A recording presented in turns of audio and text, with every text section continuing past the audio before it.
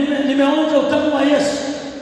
Ukienda kufuata siku moja muulize, mpaka unaimba huu wimbo, ni nini kilitokea? Tafsiri yake wiki hii inaanza kesho. Sema sema tena sema tena Sasa watakaopata bahati mbaya ni wale wanaosubiriaga tu Jumapili, yaani hana kinachomfunga kuja katikati ya wiki, lakini hadi anasubiri Jumapili. Sasa wiki hii tunataka tukufundishane namna ya kukutana na Mungu uso kwa uso. Namna ya kukutana na nani? Namna ya kukutana na Mungu uso kwa uso. Yaani kuna wakati ambapo usipoelekezwa, leo tumejifunza umuhimu wa neno la Mungu.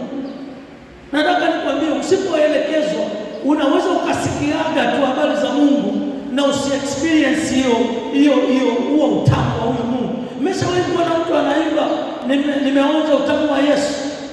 Ukienda kufuata siku moja muulize, mpaka unaimba huu wimbo, ni nini kilitokea?